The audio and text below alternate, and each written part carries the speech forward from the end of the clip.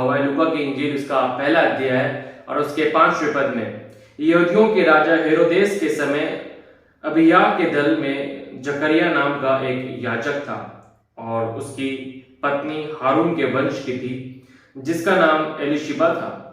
वे दोनों परमेश्वर के सामने धर्मी थे और प्रभु की सारी आज्ञाओं और विधियों पर निर्दोष चलने वाले थे। उनके कोई भी संतान ना थी, क्योंकि एलीशिबा बांझ थी और वे दोनों बूढ़े थे। तब वे अपने दल की बारी पर परमेश्वर के सामने याजक का काम करता था। तो याजकों की रीति के अनुसार उसके नाम पर चिट्ठी निकली कि प्रभु के मंदिर में जाकर धूप जलाए। धूप जलाने के समय लोगों की सारी मंडली बाहर प्रार्थना कर रही थी। उस समय प्रभु का एक स्वर्गदूत धूप की वेदी की दाहिनी ओर खड़ा हुआ उसको दिखाई दिया। जकरिया देखकर घबराया और उस पर बड़ा भय छा गया। परंतु स्वर्गदूत ने उससे कहा, हे जकरिया, भयभीत ना हो, क्योंकि तेरी प्रार्थना सुन ली गई है और तेरी पत्नी एलीशिबा से तेरे लिए एक पुत्र उत्पन्न होगा और तू उसका नाम यूहन्ना रखना। तुझे आनंद और हर्ष होगा और बहुत लोग उसके जन्म के कारण आनंदित होंगे, क्योंकि वह प्रभु के सामने महान होगा और दाखरस और मदिरा कभी ना पिएगा और अपनी माता के गर्भ ही से पवित्र आत्मा से परिपूर्ण हो जाएगा और इजरायलियों में से बहुतेरों को उनके प्रभु परमेश्वर की ओर फेरेगा। वे एलिया की आत्मा और सामर्थ में होकर उनके आगे आगे चलेगा कि पितरों का मन बाल बच्चों की ओर फेर दे और आज्ञा न मानने वालों को धर्मियों की समझ पर लाए और प्रभु के लिए एक योग्य प्रजा तैयार करे। 18वें पद में इस प्रकार से लिखा है, जकरिया ने स्वर्गदूत से पूछा, ये मैं कैसे जानूं, क्योंकि मैं तो बूढ़ा हूं और मेरी पत्नी बूढ़ी हो गई है। स्वर्गदूत ने उसको उत्तर दिया, मैं जिब्राइल हूं जो परमेश्वर के सामने खड़ा रहता हूं और मैं तुझसे बातें करने और तुझे ये सुसमाचार सुनाने को भेजा गया हूं। देख, जिस दिन तक ये बातें पूरी ना हो ले उस दिन तक तू मौन रहेगा और बोल ना सकेगा, इसलिए कि तूने मेरी बात की जो अपने समय पर पूरी होगी प्रतिदिन ना की। हम यहाँ पे देख सकते हैं कि किस प्रकार से परमेश्वर का स्वर्गदूत जो है वे जकरिया के पास आता है। मगर उससे पहले एक महत्वपूर्ण बात मैं आपके सम्मुख लेके आना चाहता हूं। जैसे कि हमने परमेश्वर के वचन में अभी पढ़ा, उसके लूका की इंजील के पहले अध्याय के 6 पद को मैं आपके सामने पढ़ूंगा। यहाँ पे इस प्रकार से लिखा है, वे दोनों परमेश्वर के सामने धर्मी थे और प्रभु की सारी आज्ञा और विधियों पर निर्दोष चलने वाले थे। उनके कोई भी संतान ना थी, क्योंकि एलीशिबा बांझ थी और वे दोनों बूढ़े थे।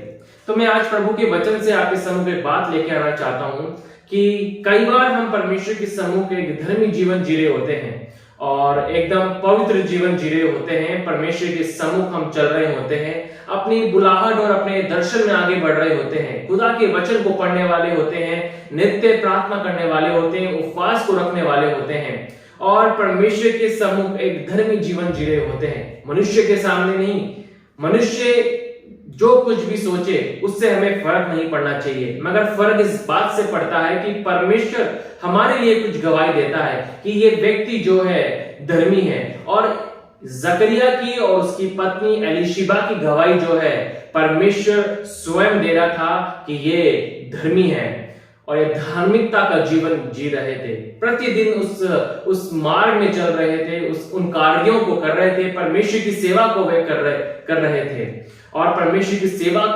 करते हुए। मगर एक बात जो मैं आपके सम्मुख लेके आना चाहता हूं, जैसे 7वें पद में लिखा है कि उनकी कोई भी संतानें नहीं थी।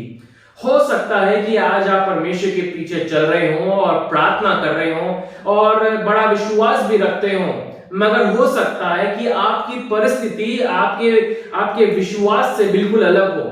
आप विश्वास कर रहे हैं कि परमेश्वर चंगा करने वाला परमेश्वर है, मगर हो सकता है कि आज आप बीमारी की अवस्था में पड़े हुए हो। आप इस बात का यकीन करते हो कि परमेश्वर जो है निराशाओं से खड़ा कर देने वाला परमेश्वर है और हो सकता है कि आज आप कोई निराशा का सामना कर रहे हो और ऐसी परिस्थितियों में से होके जा रहे हो जो आपको निराश कर रही हैं, आपको हताश कर रही हैं, डिसअपॉइंटमेंट को, डिस्करेजमेंट को आपके जीवन के अंदर लेके आ रहे हैं। हो सकता है कि जो जीवन, विश्वास का जीवन आप जी रहे हो या धार्मिकता का जीवन आप जी रहे हो, एक आत्मिक जीवन आप जी रहे हो, परमेश्वर के कार्य में आगे बढ़ रहे हो, उसकी बुलाहट में आप आगे बढ़ रहे हो, उसके वचन का आप प्रचार कर रहे हो, उसकी सेवा आप कर रहे हो सकता है कि शायद परिस्थितियां आपके आत्मिक जीवन के बिल्कुल अलग ही हो।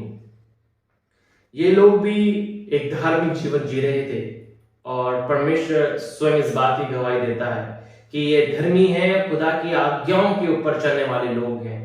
मगर ये दोनों बूढ़े थे और इनकी कोई भी संतानें नहीं थी, क्योंकि एलीशिबा बांझ थी। इनकी परिस्थिति इनकी सेवा के ऊपर एक प्रश्न चिन्ह लगा रही होगी और हो सकता है लोग इस बात का मजाक भी उड़ा रहे हो कि तुम तो परमेश्वर के पीछे चलने वाले लोग हो, तुम तो एक परमेश्वर से प्रार्थना करने वाले लोग हो, तुम तो उपवास को रखने वाले लोग हो, फिर भी तुम्हारी परिस्थितियां ऐसी क्यों हैं। जकरिया जो था वो परमेश्वर का एक याजक था और परमेश्वर के मंदिर में सेवा टहल को करने वाला था, मगर इसकी कोई संतान नहीं थी। हो सकता है आज आप परमेश्वर के पीछे चल रहे हो और आपकी परिस्थिति वैसी ना हो जैसी आप चाह रहे हो सकता है वो बिल्कुल अलग हो, आपके विश्वास के बिल्कुल विपरीत हो। जो आप प्रचार कर रहे हो कि खुदावन आनंद का सामर्थ हमें देता है, आनंद में ले चलता है और परमेश्वर हमारे को छंगा करने वाला परमेश्वर है, ये वास्तव में प्रभु हमें आनंद के उत्सव में लेके चलने वाला परमेश्वर है, छंगा करने वाला परमेश्वर है। मगर कई बार परिस्थितियां जो होती है अनुकूल नहीं होती हैं। कई बार जो लोग हैं, परमेश्वर के लोग हैं, बीमारी की अवस्था में चले जाते हैं, बीमार पड़ जाते हैं और बहुत सारी बातों का सामना करते हैं और लोग जो है उनके सामने प्रश्न चिन्हों को लगाने लग जाते हैं। लोग उनके सम्मुख बहुत सारे सवालों को लेके आने लग जाते हैं और उन्हें निराश करने की कोशिश करते हैं कि जो तुम प्रचार कर रहे हो, वो प्रचार जो तुम करते हो वे तुम्हारी परिस्थितियों में दिख नहीं रहा है। हाँ, हो सकता है जो विश्वास आज आप कर रहे हो वे आपकी परिस्थितियों में, आपकी कंडीशन में, आपकी हालातों में नहीं दिख रहा हो और लोग हो सकता है उसका मजाक भी आपको उड़ा रहे हो। मगर मैं प्रभु के वचन से एक और महत्वपूर्ण आपको बताना चाहता हूं कि चाहे हमारी परिस्थितियां कैसी भी क्यों ना हो, कैसी बातों का सामना हम क्यों ना करें, मगर परमेश्वर के सम्मुख अगर हम सही जीवन जीते हैं तो परमेश्वर के पास हमारे लिए नित्य एक वचन रहता है, हमें उत्साहित करने के लिए, हमें एनकरेज करने के लिए, हमें मोटिवेट करने के लिए, हमें साहस देने के लिए, हमें हिम्मत देने के लिए। खुदा के वचन में वो सामर्थ है और परमेश्वर जो है जकरिया के पास अपने सरदूत को भेजता है, गैब्रियल को भेजता है और एक संदेश को लेके भेजता है, एक प्रतिज्ञा को देके भेजता है कि तू जा और उसे ये बातें सुना।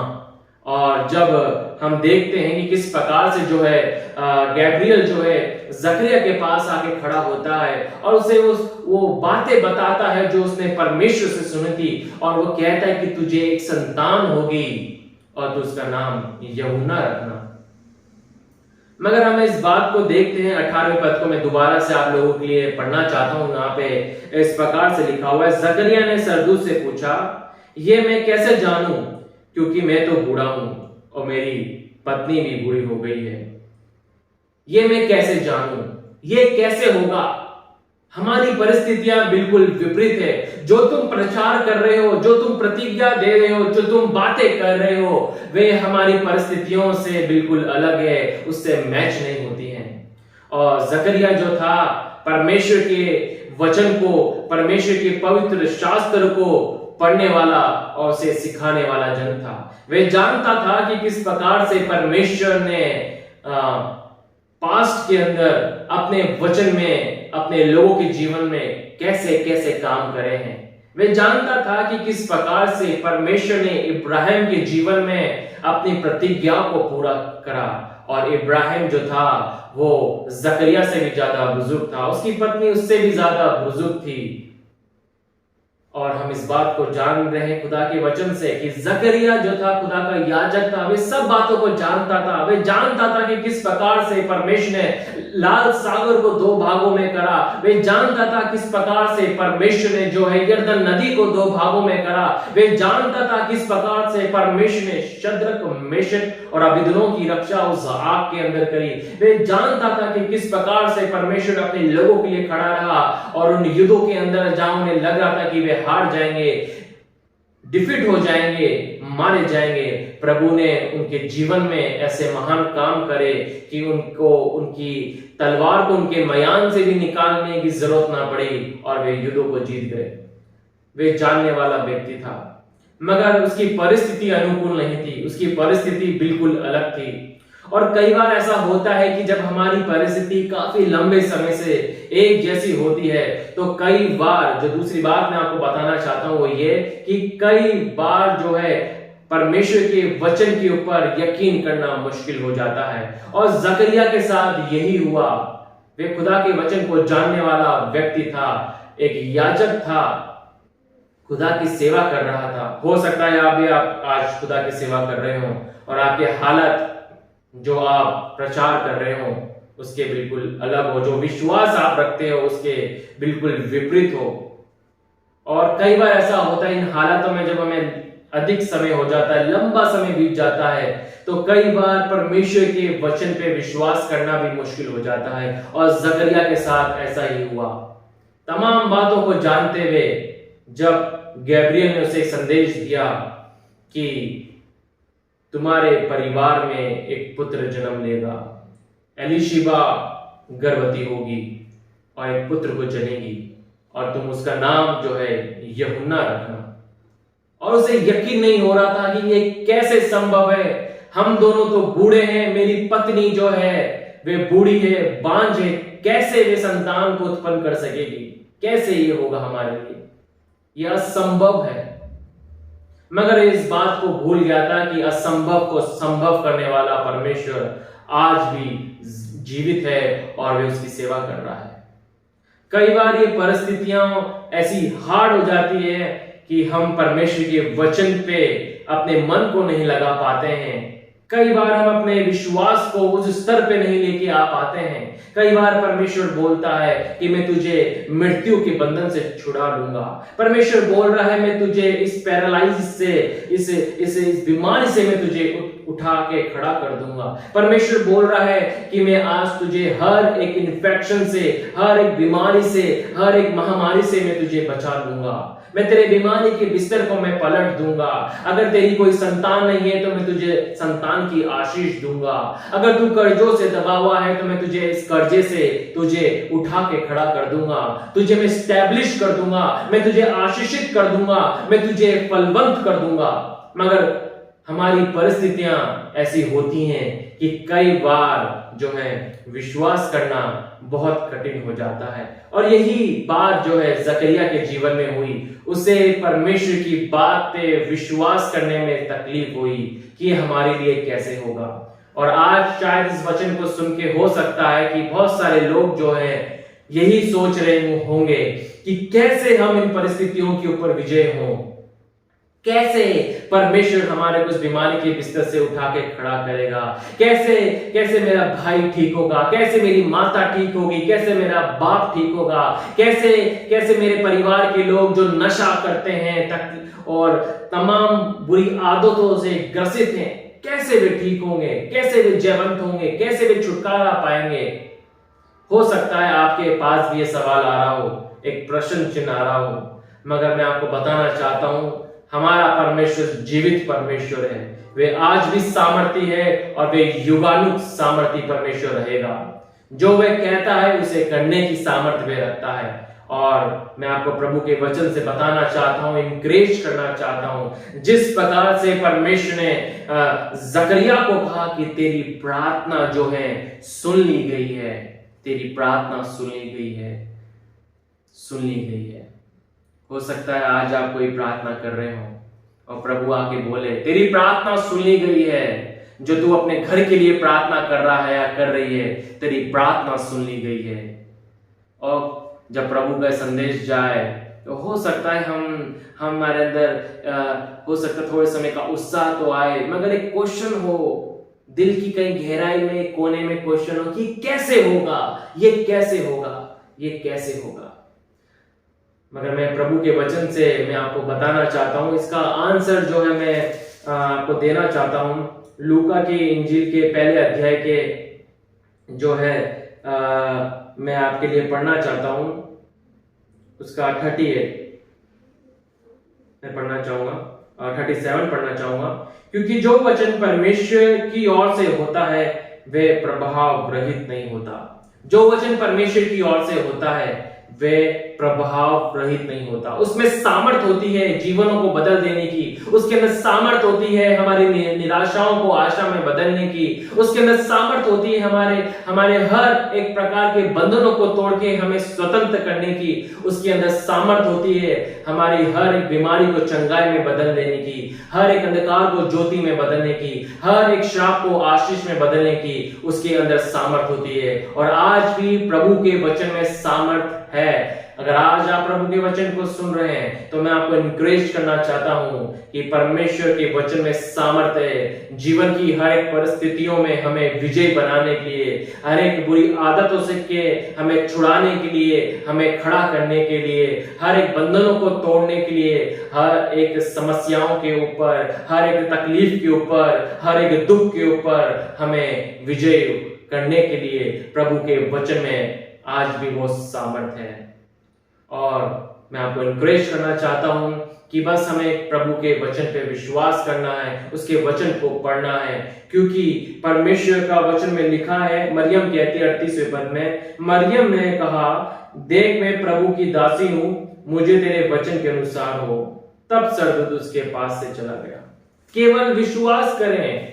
आज इस संदेश को मैं आपके सामने लेके आना चाहता हूं। केवल विश्वास करें कि परमेश्वर आपकी जीवन की हर एक परिस्थितियों को बदलने के लिए सामर्थ्य है। भले से लंबा समय हो गया हो, भले से कई साल बीत गए हो, भले से संघर्ष करते हुए कई वर्ष बीत गए हो और आप परमेश्वर के सम्मुख चल रहे हो, प्रभु से प्रार्थना कर रहे हो, उपवास कर रहे हो, निरंतर संगति कर रहे हो, कलीसिया जा रहे हो, अपने दानों को दे रहे हो और विश्वास कर रहे हो, मगर परिस्थितियां कई सालों से एक जैसी ही बनी हुई है। मगर आज मैं प्रभु के वचन से आपको इनकरेज करना चाहता हूं, परमेश्वर को काम करने के लिए क्षण मात्र ही काफी है। परमेश्वर क्षण मात्र में ही अपनी सामर्थ को प्रकट करने वाला परमेश्वर है। वे क्षण मात्र में हमारी परिस्थितियों को बदल सकता है, वे क्षण मात्र में ही हमारी बीमारियों को दूर कर सकता है, वे क्षण मात्र में ही आपके कर्जों को दूर कर सकता है, वे क्षण मात्र में ही